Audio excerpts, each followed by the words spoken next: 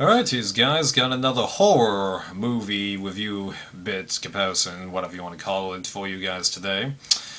Now I'm going to be talking about the movie Black Christmas and its remake, and I saw them in that order, like I did with My Bloody Valentine. And I gotta admit, I was really impressed with how different these two movies were, but it wasn't like a My Bloody Valentine, whereas one version I felt more scared for myself, and another one I felt more scared with the characters. These truly were two very different movies. One going for a more claustrophobic approach, the other one going for a more all-out approach. I'm sure you can guess how I feel about that. So starting off with the original, I was pretty impressed at how big the character cast was in here because there was so many people and so many mentions of people these main characters are acquaintances with. You really get the feeling that this is meant to take place in like our own world rather than its own microcosm. You know, like a bunch of horror movies are the Ron Turn franchises, original and remake of Texas Chainsaw, some of the Friday the 13th movies, yeah. So I was glad to get a little change in action there, although I'll admit when I first started watching it, I was just like, how can this really be entertaining? I mean, like, it's just a random guy over the phone stating that, like, I'm gonna kill you. I mean, like, I was thinking, like, the girls at the beginning. It's just a prank caller, you know? Sheesh. Although, obviously, this is probably where they got a little bit of ghost face. Right. But as the movie went on and a couple of new character arcs began to be thrown in there, like bringing in the police characters and issues that the Wardigos face along with various problems that they've got, I began to get a little more interested in it. And as it continued, and what they did with these story arcs along with the gradual dwindling of characters, I'm impressed because it's been a while since I've seen a horror movie where like when a character gets hurt or wounded that I've winced with them. That doesn't happen that often. Usually I just go, but that's just because the gore I think is just a little bit ridiculous. Because I did that most of the time when Jason just squeezes their heads so much that they literally explode. Yeah, that was gross. But this, I just felt it, because, like, when the chick who plays Lois in the old Superman movies gets stabbed with the unicorn, I felt that, trust me. And as the film went on and began to go towards its climax, I did begin to get a little more nervous for myself, because just I couldn't really tell what this character was up to. Now, I did figure out the eventual goal that he's going after the final girl. I've forgotten her name. It's been a month since I've seen the movie, but yeah, I was nervous even when I knew a scare was going to come up. And like the killer identity being, I think his name is Peter, I had all the evidence I needed to make him be pinpointed as the killer, but it just never really occurred to me.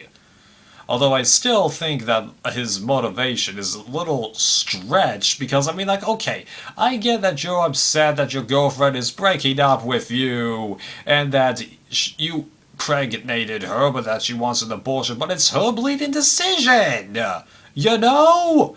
And it's not like you're offering to help her. You're just like, oh no, don't leave me, please don't. Huh? Come on, okay? Sheesh.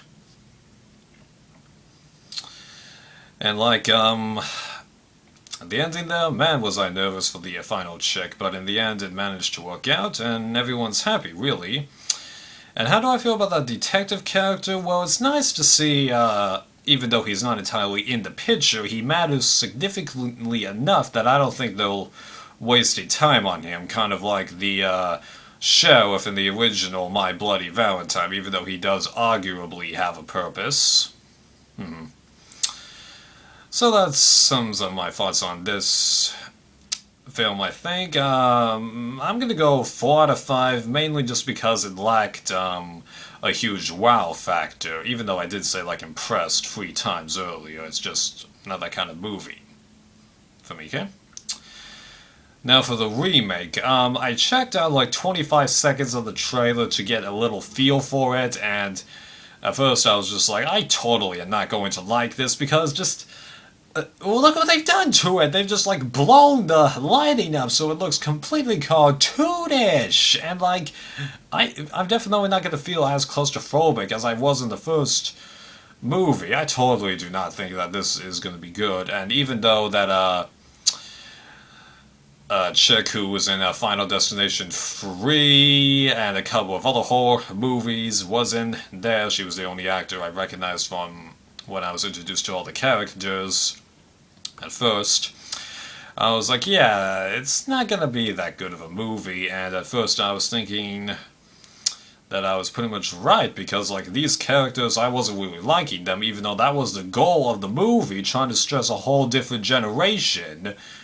You know, because back in the original, it was, you know, kind of cool to move into college, get a bunch of people, drink during Christmas, just have a chow lie-in, you know, and this generation was featuring girls that were just trash-talking each other, you know, and just not as likable. Yeah, I think there was a lot more of that. That's not to say that everybody who's in college right now is a bitch, but they were stressing a little bit of a cliche there.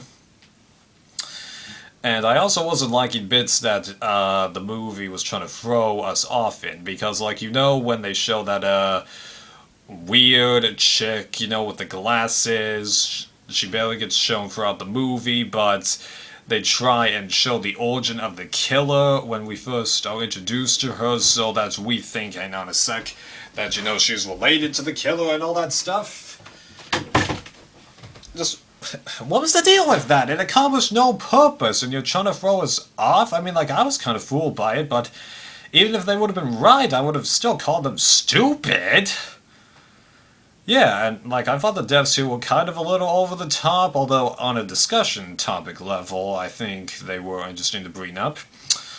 Oh yeah, given the killer and origin in this movie, well, that does help make this movie noticeable as a discussion topic, but you didn't necessarily have to give the character an origin, kind of like many people argue with Michael Myers, although I felt like what they did for him was actually a pretty nice idea for the first one, yeah.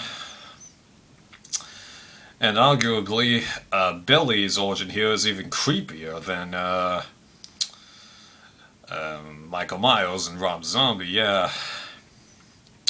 But that's not to say that, like, all things in this movie were bad, because, like, this movie had a couple of false setups, because, like, when that one girl was going into the shower, I felt like she was going to be doomed. Turns out nothing happened to her for quite a few minutes, and, like, I also thought the chick from Final Destination 3 would be the final girl. Turns out it was actually the chick who played Ruby in Supernatural Season 3 that was the final girl, even though, as the movie went on, I was looking at her going, I know I've seen you somewhere, I just can't remember you. Well, I looked her up after finishing the movie, and I go, oh, duh! I should have realized that! Yeah. But at the same time, I felt like they also were trying to fool us for a loop there, because they were setting Final Destination 3 Check to be the main character. Turns out she isn't the one that survives, unlike the first movie, which is pretty good at equalizing everybody. And even though I felt like a couple of deaths were over the top, I still did wince and get a little nervous as the film went on, and then the big twists that came up at the end, actually pretty good. I didn't see those coming at all, although I did feel like the addition of the hospital was kind of unnecessary, even though that was a creative kill, but still though, falling just perfectly on top of the Christmas tree so you impaled, please. Right. So, ultimate thoughts on this one, I'm going to do a first for this channel and say that the remake is worse than the original. Now, I know a bunch of you are going to be going, oh, thank you, finally, he's not loyal to remakes, but I'm actually not loyal to remakes, okay? Because I've grown up in an age where remakes happen all the time, so much that I just regard them as another entry in most horror movie film series is, okay? So, I'm not trying to like a remake above an original movie by any stretch of the imagination. It just so genuinely happens that I usually go for the remake over the original, okay? But that's not to say that I can't appreciate what the original movies do. Trust me. So, for this one's rating, I think I'm just gonna say 2 and leave it at that, okay? But it is interesting as a discussion topic, let me tell you, although kind of like Blair Witch Project, just being a good discussion topic doesn't really make it a nice movie. And that movie I rate 3 out of 5, I'm not making a review for that. Hope you enjoyed this one.